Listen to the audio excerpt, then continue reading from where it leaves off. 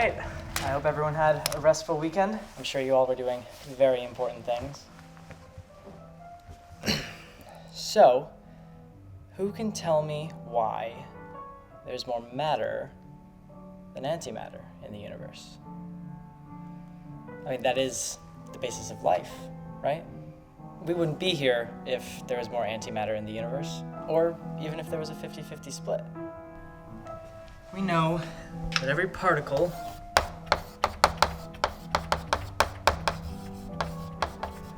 has an antiparticle.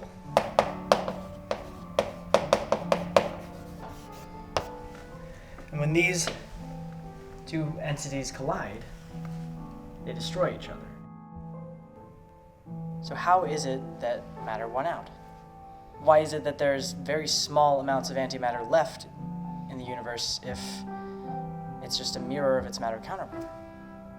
We don't know, of course, why this occurs. Kinda makes one think there has to be a higher power though, right? So, who can tell me about quarks?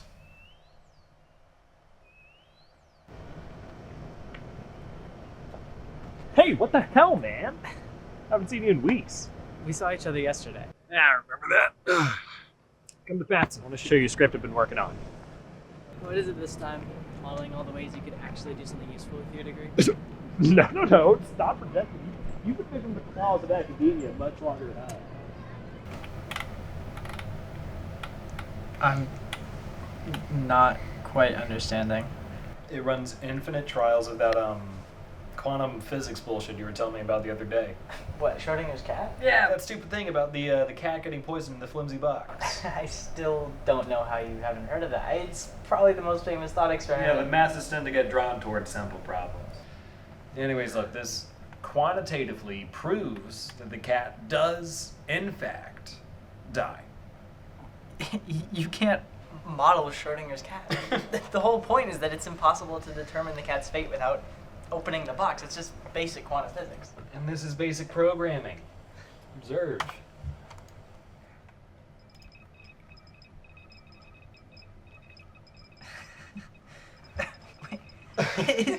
Is this what the computer science department is paying you to do? I mean, what variables did you even initialize to get this result? Whatever, man. Keep believing your spiritual nonsense. People like me are gonna live in the real world where cats die.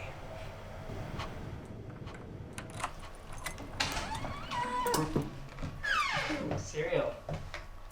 7 o'clock. Yeah, you weren't here to make dinner. I'm a doctor, not a housewife. Doctor of philosophy. A doctor nonetheless.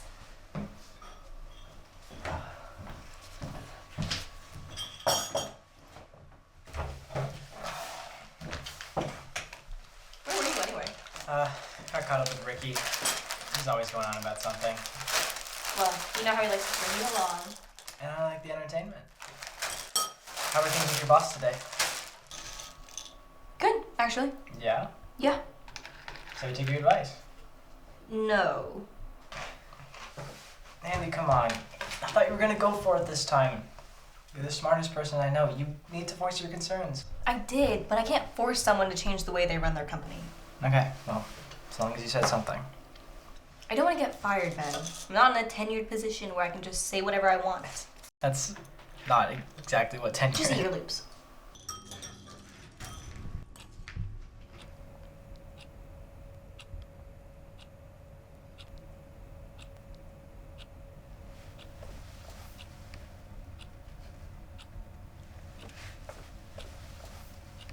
I'm assuming you all did the assigned reading, so let's just get into it. Quantum entanglement is the phenomenon in which two particles can become intermeshed in a way that even when separated, they will act as if they're still one particle. Scientists proved this by separating two interlinked photons and taking them to opposite sides of the world. When the spin of one photon was changed, instantaneously, the spin of the other photon was also changed. We now know mathematically that two particles can be separated by billions of light years, and they will still act as though they are connected. Yes. If quantum entanglement postulates that two particles, I don't know, electrons, for example, can somehow become intrinsically linked despite any sort of distance, would it be correct to say that we are all connected? Since we're all made of electrons at our core. I think that's a very likely venture to make, yes. It might even point towards the idea that we're all one entity, with the knowledge, of course, that all matter arose from the same physical source. Good question.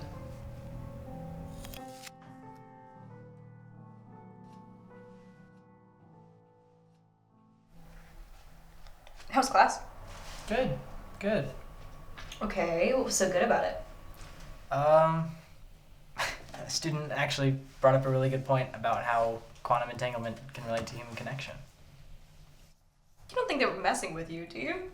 What? No. No, it's a valid point. I mean, what was it? Sagan? Who said that we're all just the universe experiencing itself? If that's the case, doesn't that imply that we're all just the same thing? We're all made of the same thing, sure. Carbon, hydrogen, oxygen. Of course, so it wouldn't be so crazy to say then that we're all just fragments of the universe. In a chemical way. Yeah, in a chemical way. Don't get too caught up in all this new age stuff, Ben. It's not good for you.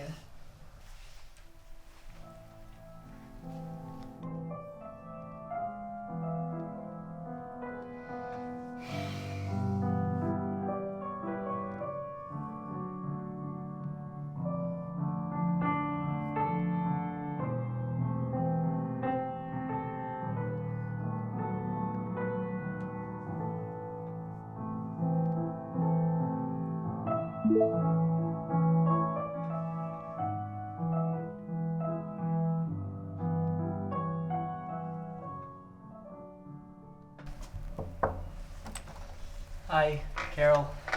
Sorry I'm late. How are you doing? I'm doing fine. How about yourself? I'm doing well. That's good to hear. I wanted to talk to you about some complaints that we've been receiving regarding your recent lectures. Oh, I was unaware of. Well, I know you're unaware, that's why I'm making you aware. We take secularism very seriously here. We don't want any student to feel uncomfortable about any sort of theology being pushed. I'm not pushing a theology. That doesn't seem to be the case from these reports, Dr. Williams. And considering your record of these kinds of things, I'm a quantum physics professor. Every theory is fair game. every widely regarded theory, yes. We don't need to be discussing fringe spiritual notions. Fringe. If you want to talk about fringe, let's talk about string theory. Why are we still teaching that? I'm not here to debate you. I would advise that you take serious consideration into changing how you lecture your students from now forward. Carol, she's just crazy. So what, she threatened you? I felt pretty threatened. Look, I know I make fun of you a lot, but I really respect the way you teach. Don't change anything. You know, it's not even like a principle thing for me, right? I just don't understand why what I'm saying is so controversial. It's not like I'm declaring my words are the truth or anything like that. I just like to throw some things out there. Exactly. I mean, education doesn't have to be some static, scripted exchange. Right. You know what, let's just forget about this whole thing. I have something much more important to discuss. Do tell. Let's get over. I was trying to see if there was any material regarding the metaphysical similarities between humans and the universe.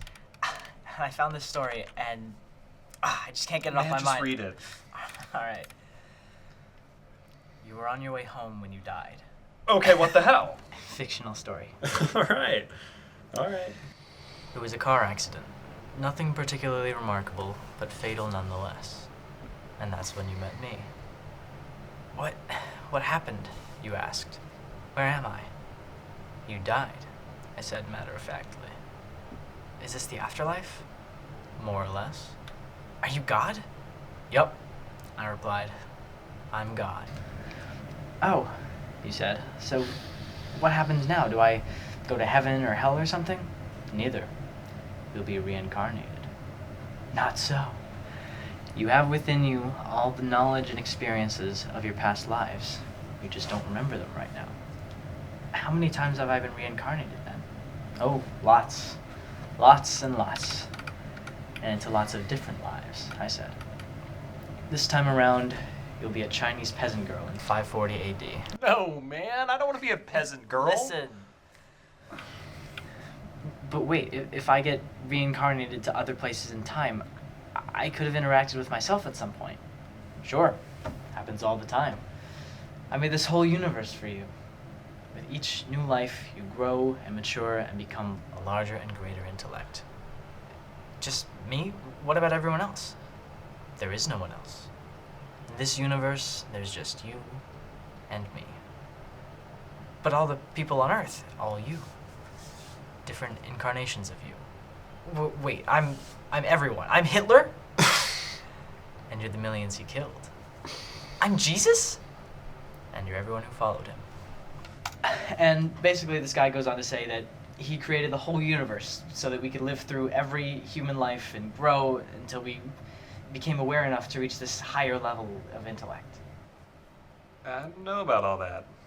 Isn't it kind of interesting to think about, though? It would explain wave mechanics. How does that explain wave mechanics? Schrodinger said... Oh my god, the cat again? The cat is relevant! The cat is dead, Ben. Yes.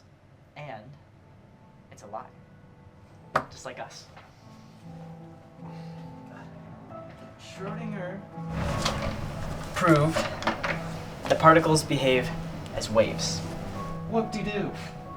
And he created this equation to predict future locations and behaviors of particles.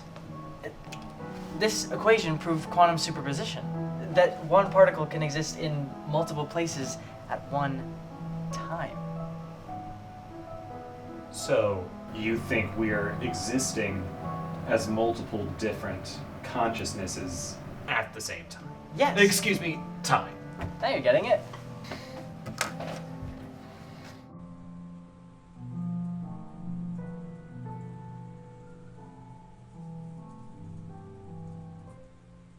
Everything go okay today? Yeah, sorry, didn't see you come in. How was any progress on your project? A lot, actually, yeah. So, you know we've been basing our model off monetarist economics up until this point. Right. And they didn't like my optimization idea last week, so I thought, what the hell? What if we switch the paradigm and use the Keynesian model instead? You said that? Yeah, and they actually took it. We ran some trials today, and suddenly all of our simulations were getting p-values of less than 0.05. Ben, this is our first batch of significant data in months. That's great. I know, right? It's crazy how everything just started making sense.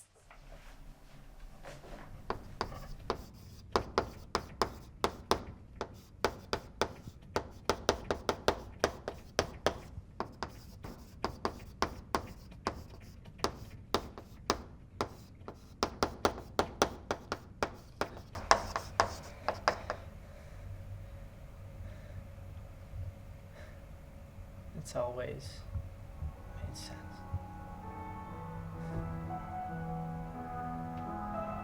Screw it. I have been warned to stop making spiritual remarks in this class, and while I take your concerns seriously, I also don't. Because, well, you're me. Same way that I am all of you. Oh, I have been holding back from this kind of thinking for quite some time. But I've been in this line of work too long to pretend like I don't see the writing on the wall. This truth. I've seen in equations. I've seen it in molecules. I've seen it in every person I've ever loved or talked to, every person that I've even glanced at for just a second. Now that I see it, I know you will too.